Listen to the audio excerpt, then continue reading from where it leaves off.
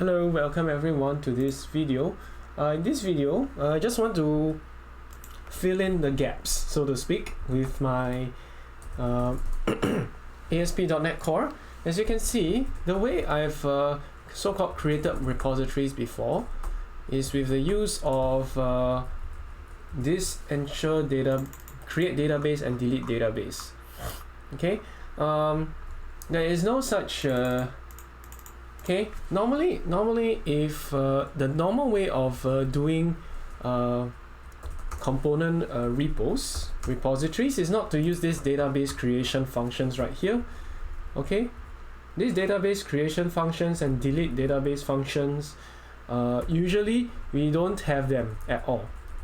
Okay, inside our MariaDb databases, when we use EntityFrameworkCore, instead a different tool is being used. Okay. Okay. What? Okay. Let me delete. Yeah. Okay. Create database and delete database are not going to be used normally. Instead, we will have let me see. Okay, let me resend that data. Yeah. Instead, we will have a slightly different way of ensuring that our database gets created and deleted. Okay, the traditional way, instead of using the create and drop API, is to use the .NET Core CLI to create our databases. Okay, so what is this tool called? It's a .NET Entity Framework, and we are going to use the migrations tool in order to get it done. Okay, so how are we supposed to how are we supposed to do migrations? Okay, so this is just a run through of their instructions.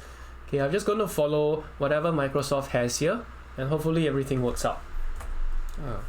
Okay, it's the first time I'm doing it, because yeah, I don't think it should be that complicated. Alright, so how are we supposed to do it? Okay, to get migrations working, you need to run this .NET install global .NET-ef first. So .NET to install global .NET Entity Framework EF. Okay, so it says you can invoke the tool using the following command .NET-ef. Okay, to .NET-ef version 6.0.3 successfully installed. So let's try .NET-ef. Okay, and this is what you should use. Okay, this is Entity Framework Core .NET Command Line Tools 6.03. Okay, the usage is .NET-ef, then you have some options, and then you do the commands. Okay, so what commands do you have? Database commands. So commands to manage database, the migration commands, as well as DbContext commands. Okay, so we'll just be doing very basic. Okay, we can update the tool using this command .NET tool update, .NET to update global .NET Entity Framework. Okay, so the way to get .NET Entity Framework working, yeah, the way to get the .NET Entity Framework working is to install it first, then you run it using .NET-ef. Okay, there's a dash in there, but let's see whether .NET-ef actually works. Okay, both of them, with or without dash, they will work. Okay, so .NET to install or update global. So that means this will work for all your projects, not just this one. Okay, .NET-ef Entity Framework. Okay, .NET-ef is reinstalled with the latest version, blah blah blah. So you're good. Okay, so before you can use the tools on a specific project, you will need to add the Microsoft Entity Framework Core.Design package to it. So we need to do .NET add package Microsoft.EntityFrameworkCore.Design. Okay, just a reminder why we are doing this. Okay, so you'll install it. Okay, we'll restart the app. Okay, I'll close it first, then I'll restart. Okay, question is why are we going to all the trouble doing this? Okay, because you'll see why in especially, let's say when you like I said, when you have Okay, let's go to the components.cs. Okay, let's say I have my components and it has all these properties here. Now let's say I create a database of 25 components using these components, and then suddenly I want to add one more property. Let's say whether the component is on or off. So if I use a database drop and database create, I'll have to drop the entire database, recreate EntityDb, the DbContext class, and then recreate the 25 items using the create and drop API. So that's not always the best way. So that's why you use migrations. Okay, the reason why we have these migrations is that, okay, the whole point here is to say, all right, I have this migration, I want to add something to it, okay, or change the columns and rows, and then if there's a new column and row, I don't have to delete my entire database and recreate it from scratch. Okay, that's the whole idea of migrations, because you want to migrate from an old version of the database to a new version of the database. Yeah, excuse me. So hey, so let's say let's clear this up, Control L. Okay, so I will have show databases. Okay, so we of course have all these database. Okay, so what am I going to do here? Okay, my database is shut down. Okay, what am I going to do? I'm actually going to drop the component database. Okay, why am I doing that? Because I'm trying to simulate how we start out a fresh ASP.NET Core database, okay, without using the InitialCreated API. So I'm pretending that we are going back a few steps so that we can see how migrations creates new databases instead of using that create and drop API, which was the simpler way a few videos back. So I'm going to drop component database. Drop database, component database, and show databases. You'll see that component database has been dropped. If I do a .NET watch, okay, of course I've already installed the EntityFrameworkCore.Design.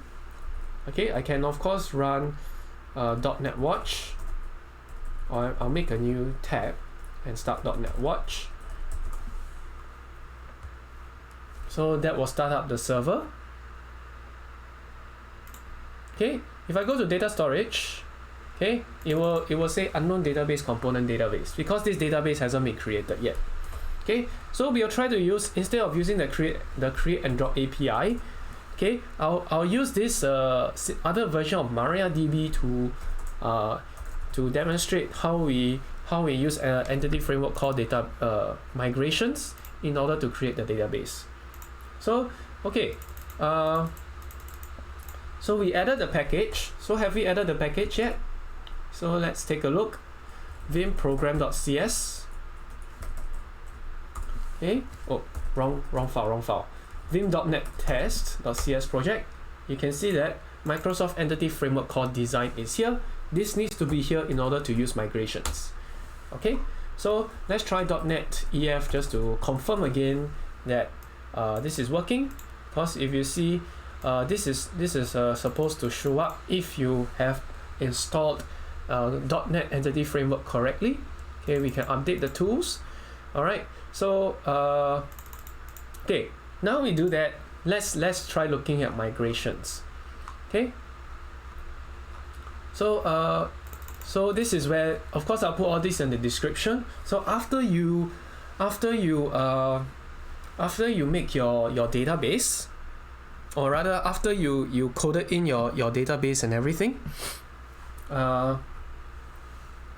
after you coded in your database and everything, you have your DbContext, and you have your what do you call it? You have your objects, for example, the components. Oh, sorry. Vim components.cs. Okay, once you have all these components, you can start creating your database. Okay, so that, again, just a reminder, there's more than one way to create the database. Okay, you can either use the add or drop API, okay, create drop API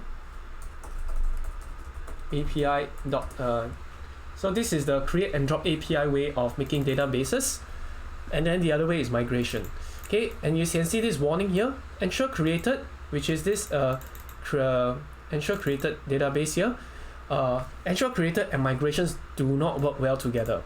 If you are using migrations, do not use ensure created to initialize the schema or initialize the database. So don't do it. Okay, don't mix both of them.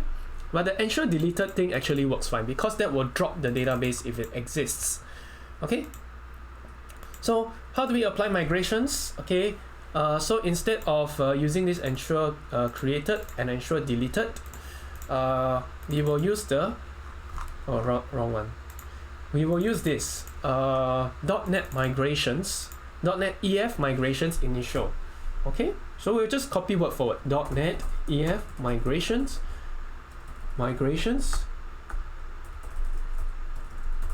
add initial create. Okay, so what will that do? That will actually auto generate a lot of code for us in order to make this what do you call that, our new database. Oh, build failed. Use .NET build to see errors.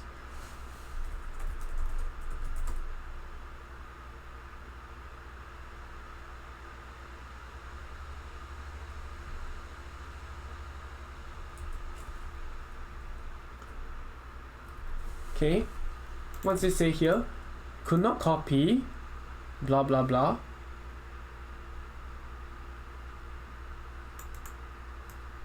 app host to blah blah blah. It says target busy. Okay, let me try .NET restore. I have no idea what this bug is. Could not copy oh,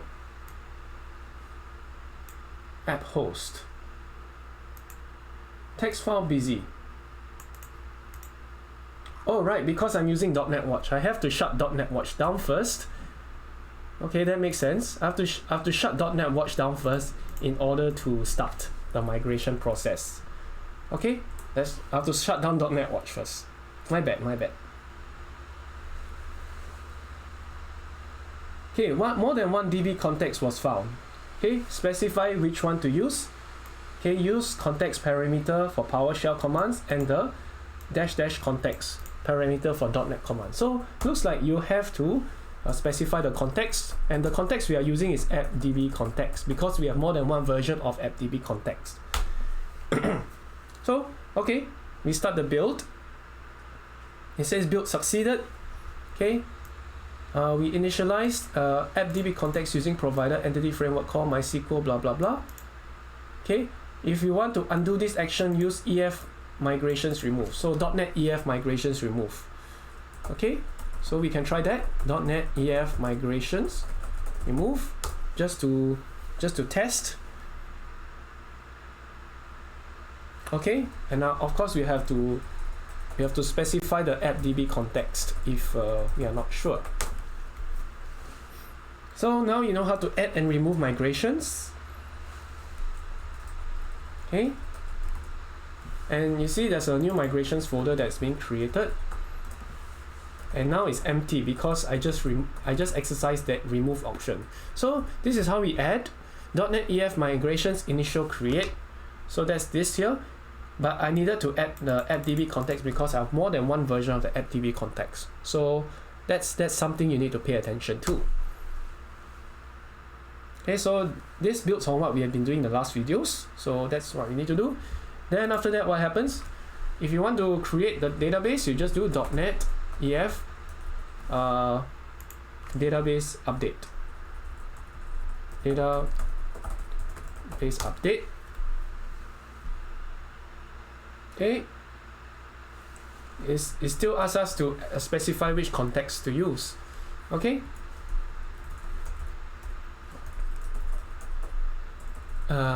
Context AppDbContext. So make sure your AppDbContext file is specified. Alright, so now we have created the database. If you look at the sudo MariaDb show databases, you'll see that component database is right here. Okay, so you can select star from component database dot star, okay, or dot component. Okay, I don't know. Okay, use component database. All right, let's do that. Show tables. Oh, you have two tables now: entity framework migration history and component collection. So select star from component collection. Okay, so it's an empty table. Okay, but now we have used migrations to generate the table. We can use .NET Watch now to start it up, and you take a look. Our data storage should work as per normal. Okay, 1 2 3 1 2 3, and then we'll populate. Okay, we have it right here. It's totally fine. So here I've shown you how to create the database using migrations. Okay, it's very simple. And how we can delete the database. Okay, we can use dotnet-ef remove. Okay, dotnet-ef remove. Where is it up? Yeah, dotnet-ef remove. Okay, and remember, always use the context, your AppDbContext, if you have more than one AppDbContext, which in this case I have, because you can see, you see this AppDbContext.cs, I have more than one context. This is AppDbContext, and also I have AppDbContext simple. So you have to be very specific which AppDbContext you want to use if you're doing migrations. Okay, so that's it. Of course, if you want, you can actually look at this. You can use as this. You look at this C# files here. So for example, cat InitialCreate.cs. You can see that this is a automated file. Okay, they actually use these C# things to actually build a new table. Okay, you see, we've created a table. Okay, and the InitialCreate designer, all of that stuff. Okay, what's the advantage of what's the advantage of migrations? Okay, you might ask. Okay, we can actually change our model, and then we can change the migrations later. Okay. Okay, for now I will. Okay, for this video, I'm not going to do this evolving the model bit. I'll just show you how to create and drop databases using migrations. So at least we have a good starting point. Okay, because the other stuff will kind of need a little bit more work. Like if we add a new column, the on and off switch and everything, we'll need a few extra steps in order to do the migrations properly. Okay, so that's all for this video. I'm gonna stop now, and I'll see you next time.